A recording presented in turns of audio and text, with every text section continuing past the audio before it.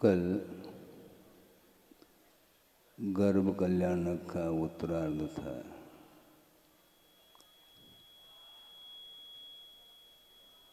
और आज जन्म कल्याणक का यह अवसर आप लोगों के सामने आया है। जन्म की सार्थकता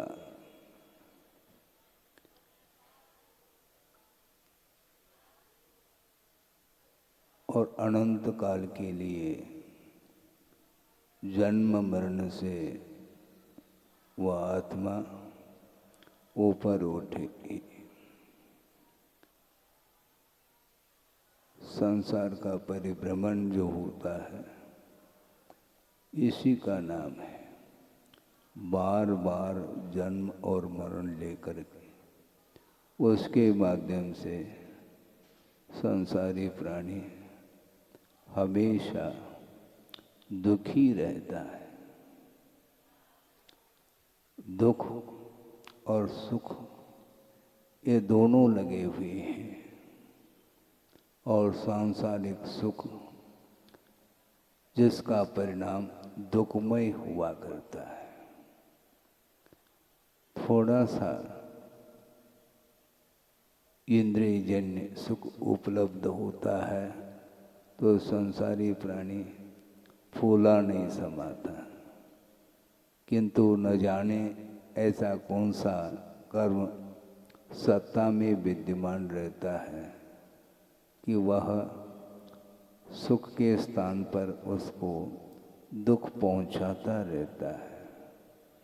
जड़ वस्तु दुख नहीं पहुंचाता, उसमें जो दुख देने की जो क्षमता आई है वो अपने परिणाम के माध्यम से आई है। कर्म वर्गनाएं उनको बोलते हैं जो कर्म के रूप में परिणमन करने की योग्यता सामर्थ्य उसमें रहती है योग्यता की अपेक्षा से, किंतु जब तक आत्मगत रागादिक परिणामों का निमित्त नहीं मिलता तब तक उसमें न सुख देने की क्षमता न दुख देने की क्षमता है। फलदान देने की क्षमता उसके अंदर जो आई है वह अपने ही जीवगत परिणामों के द्वारा। इसलिए अज्ञान दशा में जो कुछ भी किया हुआ कर्म का अर्जन है वह अपना समय पा करके वह उदय को प्राप्त होता है।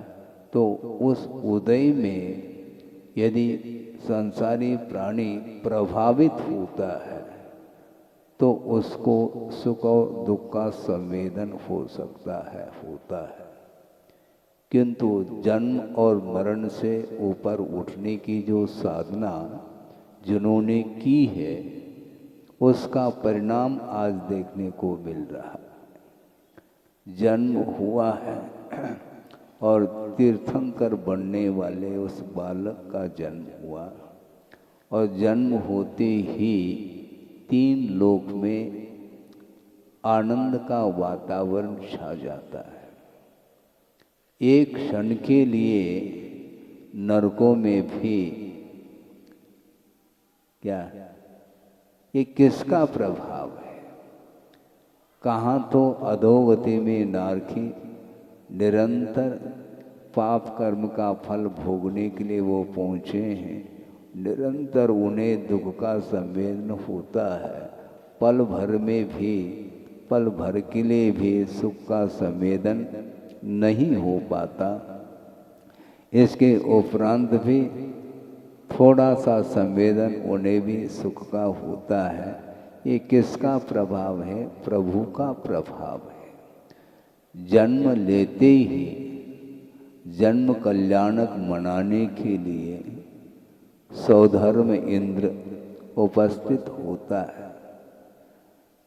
वो स्वर्गीय वैभव को वो भूल जाता है और उस बालक को देख करके कैसा आनंद का अनुभव करता होगा वो ही जाने। आप लोग भी आनंद का अनुभव कर रहे हैं स्थापना निक्षेप की अपेक्षा से, किंतु साक्षात उस बालक को वह देखता है और सर्वप्रथम वह बालक इंद्र के हाथ में नहीं पहुंच पाता, किंतु शची के हाथ में वह बालक पहुंच जाता है।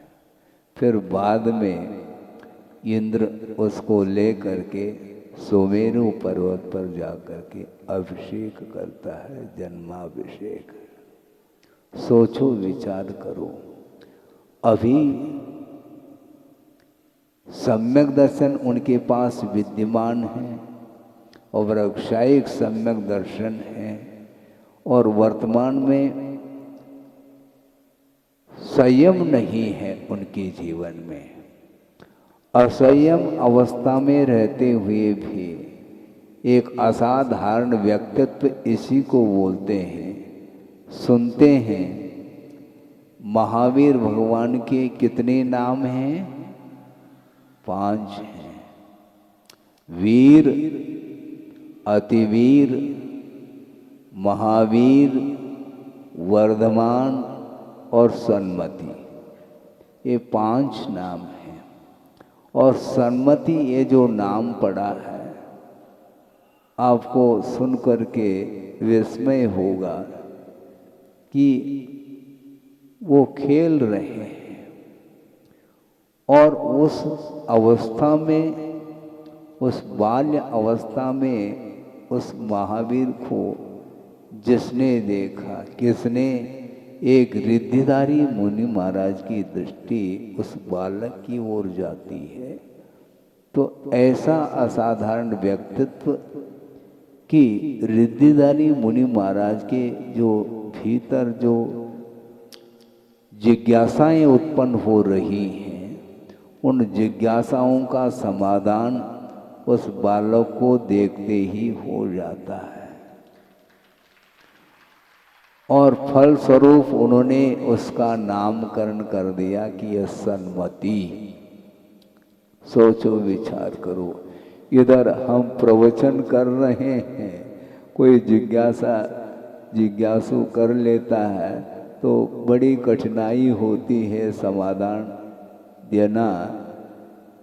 आगम के अनुरूप स्मरण में आ जाए तो हम समाधान देने का पुरुषार्थ करते हैं, और वो बाल्य अवस्था में हैं महावीर प्रभु, और उनका दर्शन करते ही रिद्धि संपन्न जो मुनि महाराज हैं, उनकी जिज्ञासा का समाधान ऑटोमेटिक हो जाता है। कौन सी विशेषता होगी? ये विशेषता, ये इसी को बोलते हैं अन्य व्यक्तियों के जीवन में इस प्रकार की विशेषता नहीं आती है।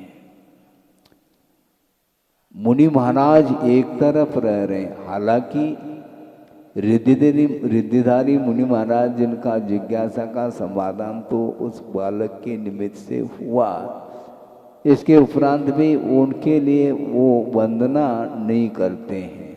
कौन?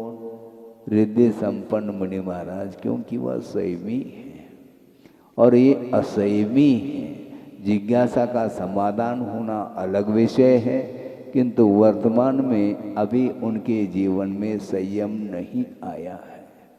लेकिन पूर्व भाव में जो साधना की है, जो संयम का उत्कृष्ट पालन किया है, उसका परिणाम ये निकलता है कि 3 लोक के वो नाथ बनने वाले हैं, मोक्ष मार्ग के नेता वो बनने वाले हैं।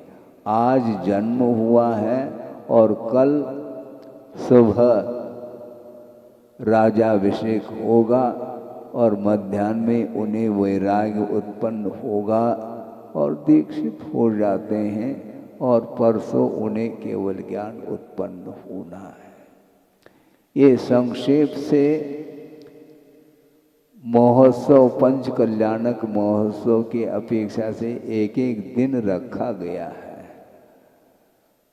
सोचो, विचार करो, उनके जीवन के विषय में प्रथमाण योग आदि ग्रंथ में पढ़ने को मिलता है, उन्हें जो वैभव उत्पन्न प्राप्त हुआ है उसका कारण क्या है, ये सारा सर्वांगीण वर्णन आपको सुनने को मिलेगा। कि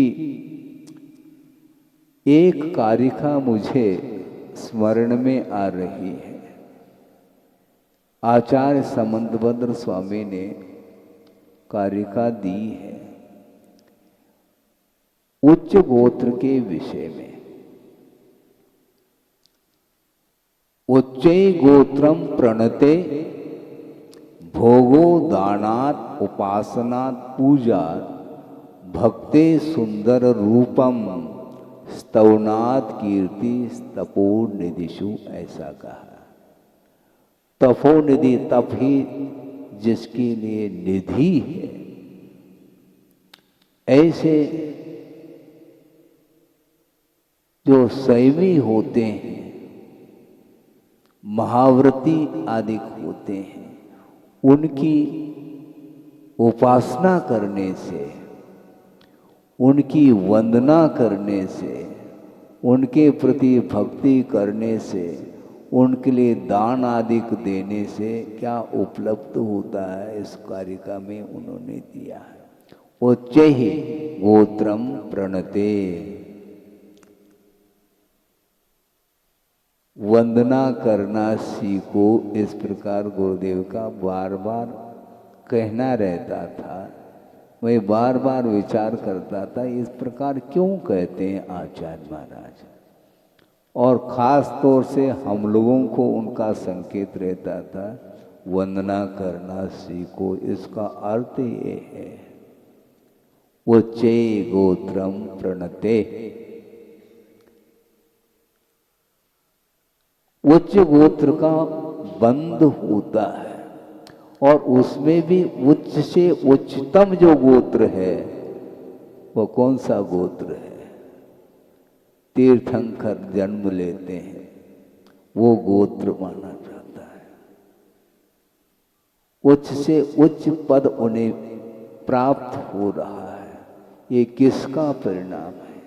संयम की उपासना, संयम की आराधना, संयम के प्रति भक्ति, संयमियों की स्तुति, ये निरपेक्ष भाव के साथ जब हम करते हैं तो उसका परिणाम ये निकलता है। भक्ति हम भी करते हैं, सब लोग करते हैं, किंतु भक्ति करने करने में अंतर रहता है। डूब करके भक्ति करो, कह रहे थे ना अभी प्रतिष्ठाचार्य विनय भैया, अच्छे उत्साह के साथ भक्ति करो, भाव विभोर हो करके प्रभु की भक्ति करो, उसके माध्यम से नहीं चाहते हुए भी पुण्य का अर्जन होगा। इसी का नाम विश्वास, विश्वास रखना चाहिए। मोक्ष मार्ग में भले ही ज्ञान थोड़ा कमजोर हो, कोई बाधा नहीं, किंतु जिसके अंदर भक्ति और समर्पण का भाव रहता है, उसके माध्यम से जो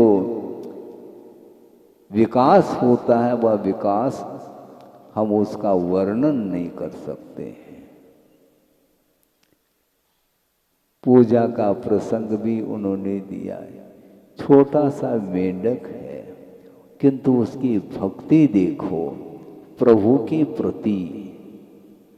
सारे सारे लोग समूह शरण में जाने का भाव रखा है, जा रहे हैं, और श्रेणिक राजा भी हाथी के ऊपर सवार होकर के जा रहा है। और उसमें कौन शामिल हुआ? एक मेंढक छोटा सा है, लेकिन वह भले कद से छोटा हो, शरीर के अपेक्षा से छोटा हो सकता है, किंतु बुद्धि की अपेक्षा से छोटा नहीं है, ध्यान रखो। उसके अंदर भी वह विवेक जागृत है, हे और उपादेय तत्व का बोध उसे भी हो चुका है, और वह भी सम्यक दृष्टि है, और सम्यक दृष्टि जो प्रभु की आराधना करता है उसका जीवन बहुत अत्यल्प काल में उन्नत होता है। और जा रहा है वो भी मुख में एक फूल की पंखुड़ी लेकर के बड़ी भक्ति के साथ धीरे धीरे जा रहा है।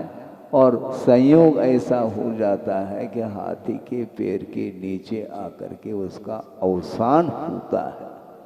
हाथी के पैर के नीचे अवसान होना ये अतीत का कुछ ऐसा संयोग है, कर्म का संयोग, उसका परिणाम है, न कि भक्ति का परिणाम। ये ध्यान रखो। कई लोगों के मन में ये विकल्प आ सकते हैं, इसलिए तो महाराज हम भक्ति नहीं करना चाहते हैं। भक्ति करने से क्या मिला उस मेंढक को? अकाल में मरण हो गया उसका। तो ये हम लोगों का तर्क है। इस प्रकार हम अपना जो मन है ये इस ढंग से हम सोचते हैं। विचार करने की क्षमता होते हुए भी वह विचार कर नहीं पाता और इस प्रकार कुतर्क करता चला जाता है। सोचो, किंतु आचार्य कहते हैं सम्यक दृष्टि जो होता है वह हमेशा इस प्रकार विचार करता रहता है कि वर्तमान में जो कुछ भी विपत्ति आ रही है वह धर्म के कारण नहीं, किंतु अतीत में जो पाप का अर्जन किया था उसका फल सामने आ रहा है, इसलिए अधर्म का परिणाम है वो। और धर्म का जो परिणाम है वह भविष्य में, निकट भविष्य में मिलने वाला है। इस प्रकार वो गाढ़ जो श्रद्धा रखता है वह कभी भी इस प्रकार के संकट से, विपत्तियों से वह भयभीत नहीं होता, हताश नहीं होता और अपने श्रद्धान को वह कभी भी उस श्रद्धा से डिगता नहीं, स्खलित नहीं होता।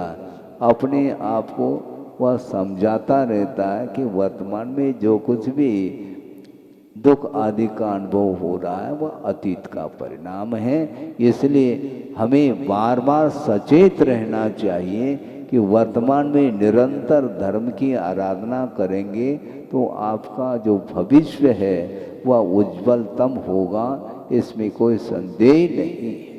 तो इस प्रकार बाल्य अवस्था में ही उसकी उस छवि को देख करके, हालांकि वह असंयमी है, इसके उपरांत भी सम्यक दर्शन उसके पास है और ऐसा आकर्षण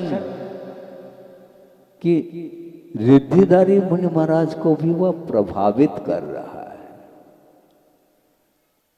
इसको बोलते हैं सात से पुण्य। हाँ, इसको सात से पुण्य बोलते हैं। और संयम धारण करेंगे तो फिर कहना ही क्या है। संयम के अभाव में भी वह अतीत का इतना जबरदस्त प्रभाव है साधना का कि वो साधना के माध्यम से स्वर्ग पहुँचे हैं और वहाँ से नीचे उतरते हैं। ऋषभनाथ भगवान, महावीर भगवान के बारे में थोड़ा सा आपके सामने विषय रखा। इसी प्रकार ऋषभनाथ भगवान की स्थिति, उनका जीवन भी हालांकि वर्तमान भव की अपेक्षा से वो स्वयंभू है। स्वयंभू का अर्थ स्वयं ही इस प्रकार के पद को प्राप्त करते हैं। इसके उपरांत भी अतीत जीवन में उनका जीवन भी तीर्थंकरों के पाद मूल में ही व्यतीत हुआ और उनको गुरु के रूप में स्वीकारा है। और इस प्रकार उन्होंने षोडश कारण भावना के माध्यम से अपने आत्मा को इतना पवित्र बनाने का एक पुरुषार्थ किया है संकल्प के साथ। और तीर्थंकर प्रकृति का बंद होने के फल स्वरूप संयम के माध्यम से उनका जो जीवन है व्यतीत हुआ है और अंत में वो कहाँ पर पहुँचे? वृषभनाथ सर्वार्थ सिद्धि पहुँचे हैं। और जहाँ की आयु 33 सागर प्रमाण की है और वहाँ पर शुक्ल लेशा है प्रविचार का अर्थ वासना का अभाव है। मन संबंधी भी वासना वहाँ पर जागृत नहीं होती है और 33 सागर तक तत्व चिंतन के साथ उनका जीवन व्यतीत होता है। और इसके उपरांत वहां से निकल करके उनका पुण्य क्षीण नहीं होता। 33 सागर तक पुण्य का उपभोग उन्होंने किया है, इसके बाद भी वह पुण्य स्टॉक में है। जैसे बोलते ना, अक्षीण महान से वृद्धि होती है। और इस प्रकार के रिद्धिधारी मुनि महाराज को मान लो किसी दाता ने पड़गान कर लिया और आहार दान दे रहा है और देता चला जाता है, और आहार संपन्न होने के उपरांत भी वह भोजन सामग्री यथावत हुआ, उसमें कमी नहीं। हजारों लाखों व्यक्तियों को भी भोजन करा दें तो भी वह भोजन सामग्री समाप्त नहीं होती। इसी को बोलते हैं अक्षीण। ऐसा है ना, अक्षीण महानस इसी को बोलते हैं। सोचो कैसी स्थिति, ये रिद्धि का यह प्रभाव है। तो उसी प्रकार साधना के बल पर आत्मा को उस ऊंचाई तक पहुंचा दी वृषभनाथ ने पूर्व जीवन में, और सर्वासिद्धि में अहमिंद्र हुए। और वहाँ से निकल करके अब सोचो, थोड़ा सा विषय और समझ लो। 33,000 वर्ष के बाद एक बार वह मानसिक आहार होता है ना। हाँ। और 33 पक्ष के उपरांत एक बार श्वासोश्वास की क्रिया होती है। और उनका शरीर इस प्रकार चलता रहता है, वैकृत शरीर है, रोग से मुक्त है, कोई विशेष आशा नहीं, आकुलता नहीं, और तत्व चिंतन के साथ व्यतीत करते हैं। और वह एक भवावतारी होते, वो एक बार चर्म शरीर अर्थात मनुष्य जीवन पा करके मोक्ष को प्राप्त करते हैं। तो इस प्रकार वृषभनाथ का जीव वहाँ पर पहुँचा है और वहाँ से उतर करके क्या बन रहा है, तीर्थंकर है। युग के आदि में तीर्थंकर होने का सौभाग्य उन्हें प्राप्त हो रहा है और आज उनका जन्म हुआ है।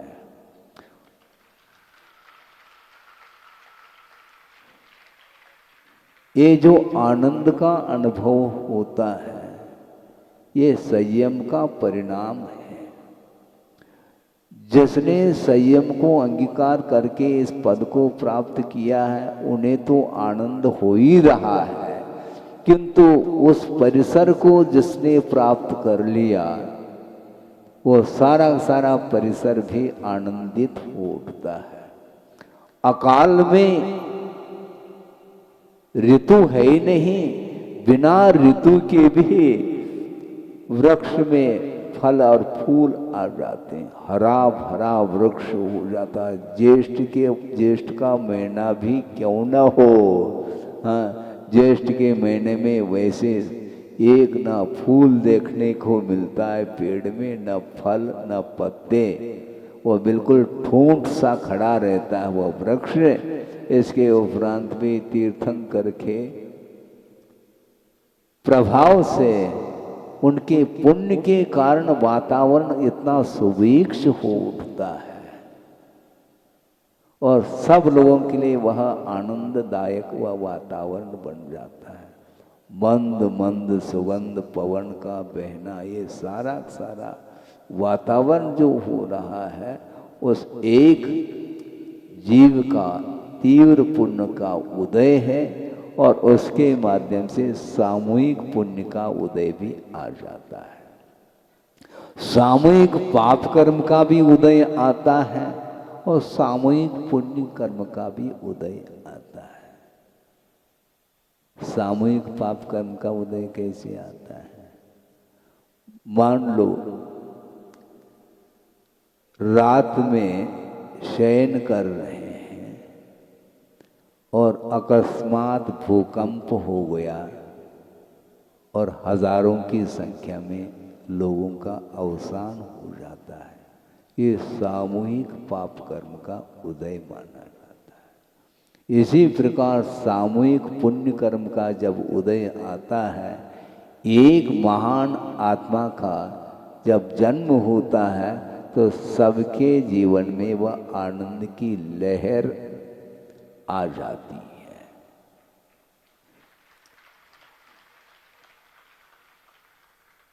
ऐसा क्यों मत पूछो तर्क से।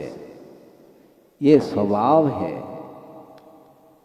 कि एक का साथ से पुण्य और उनके चरणों में रहने वालों का भी पुण्य अपने आप में कम नहीं होता, क्योंकि उतने असंख्य जो जीव होते हैं, देवगति संबंधी भी हैं और मनुष्य गति संबंधी भी जीव हैं, पशु आदि भी हैं, उनके लिए भी ये वातावरण उपलब्ध होता है। तो उन्होंने भी, इतने सारे जीवों ने भी अतीत में कुछ न कुछ पुण्य का अर्जन किया होगा। भले ही वो तीर्थंकर बने अथवा न बने, किंतु तीर्थंकर का जो सानिध्य पाना भी कम पुण्यशाली व्यक्तियों का नहीं है।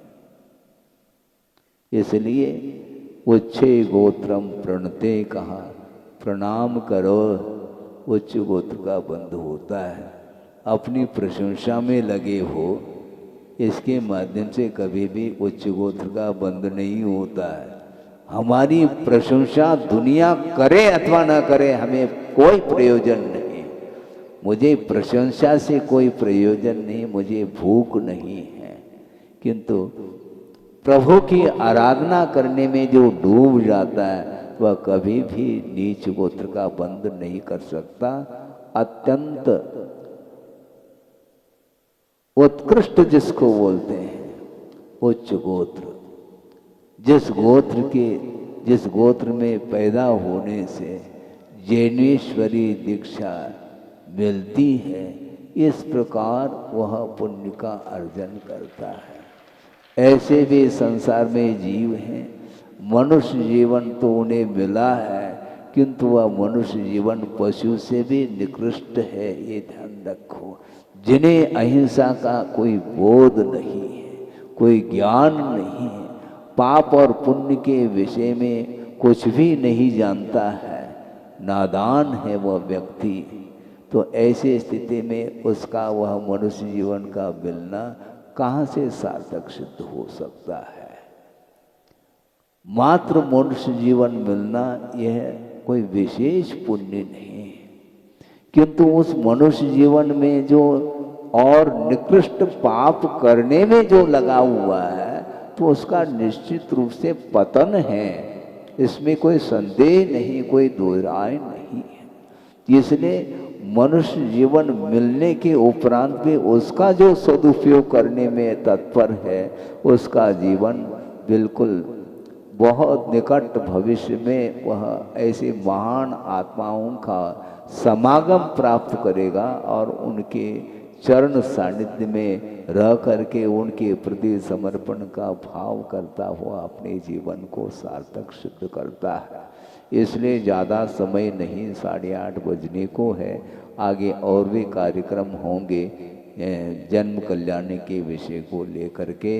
इसलिए जन्म को सार्थक सिद्ध करना चाहो तो कम से कम ये भेद विज्ञान होना चाहिए कि भेद विज्ञान का अर्थ भेदम कृत्वा यद विज्ञानम उत्पद्यते तद भेद विज्ञानम, ऐसा का भेद करने का अर्थ ये है, दो पदार्थ हैं, दोनों का स्वरूप, दोनों का स्वभाव भिन्न भिन्न है। इस प्रकार श्रद्धान का विषय हो जाता है, श्रद्धान बन जाता है। अर्थात संसार और मोक्ष का स्वरूप क्या है, शरीर का स्वरूप क्या है, ये पर वस्तु का क्या स्वरूप है आत्मा का क्या स्वरूप है, इस प्रकार जो भेद रेखा जिसको बोलते हैं वह ज्ञात हो जाता है, तो वह हेय और उपादेय तत्व का बोध होने के उपरांत छोड़ने योग्य जो पदार्थ है उसको छोड़ देता है और ग्रहण करने योग्य पदार्थ को ग्रहण करने के लिए वह निरंतर पुरुषार्थ करता है। ग्रहण करने योग्य क्या है महाराज, हम कैसे ग्रहण करें? ग्रहण करने की बात मत करो, जो हाथ में ले रखा है उसको छोड़ो। क्या जो हाथ में ले रखा है उसको छोड़ो। क्या ले रखा है तुम्हें मालूम नहीं है क्या? विषय और कषाय हमेशा उस बीच में ही रहता है, पंचेंद्र के विषयों में ही वह डूबा रहता है। इसलिए उससे ऊपर उठ जाओ। उससे ऊपर उठ गया तो निश्चित रूप से ग्रहण करने योग्य पदार्थ हाथ लगता है। हाथ में जो हम क्या करते हैं, दोनों हाथ से लड्डू खाना चाहते हैं, विषयों को भी हम छोड़ना नहीं चाहते, उसका भी स्वाद ले लें और महाराज जो आप स्वाद ले रहे हैं थोड़ा सा हमें भी मिल जाए, तो ये ठीक नहीं। स्वाद जो है ना वह मिक्सचर अच्छा नहीं है? मिलावट ठीक नहीं, प्योर जिसको बोलते हैं। आप खीर बना लेते हैं और खीर स्वादिष्ट बनता है कि नहीं? उसमें इलायची भी है और भी अच्छे पदार्थ डाले जाते हैं, मिश्री भी है, सब है। लेकिन एक और स्वाद प्रदान करने वाला क्या है, वो नमक है। लेकिन नमक नहीं डालेंगे तो खीर में स्वाद नहीं आएगा, लेकिन नमक को अलग से स्वाद लेंगे तो कोई लेना नहीं चाहेगा। तो इसलिए आप मिला मिला करके स्वाद लेते हैं। आचार्य कहते हैं ये मिलावट ठीक नहीं है। प्योर स्वाद लेना चाहो तो विषय और कषायों को एक तरफ रखो और बिल्कुल प्योर जो आनंद आएगा वह संयम के माध्यम से आने वाला है और वह तात्कालिक सुख नहीं है, किंतु वह अविनश्वर सुख है। उसी को प्राप्त करने के लिए यह प्रभु का जो जन्म हुआ है वह निरंतर वह पुरुषार्थ के बल से वह साधना के माध्यम से अपने आप को वह शरीर से पृथक करता हुआ साधना करता है। शरीर मिला है किंतु शरीर का दुरुपयोग नहीं करना चाहिए। ये शरीर के निमित्त से आत्मा की साधना करो, क्योंकि अन्य कोई भी ऐसी गति नहीं है जिस गति के माध्यम से मोक्ष की उपलब्धि हो। इसलिए मनुष्य जीवन हमें मिला है, पर्याय मिली है और उसको सार्थक सिद्ध करने के लिए अपने को ये जो जन्म कल्याणक मनाने के लिए आप तत्पर हैं, तो आनंद तो आपको आ रहा है। और ये भावना रखो कि भगवान अपने जीवन में भी इसी प्रकार का अवसर प्राप्त हो, ताकि जल्दी से जल्दी जन्म और मरण की परंपरा से अपने आत्मा को ऊपर उठा करके अलौकिक सुख का अनुभव कर सके। इस उद्देश्य को लेकर के आप लोग यहाँ पर आकर के प्रभु की आराधना करने के लिए बैठे हैं। इसी प्रकार निरंतर और 2-3 दिन हैं और प्रभु को निर्वाण तो हो ही जाएगा।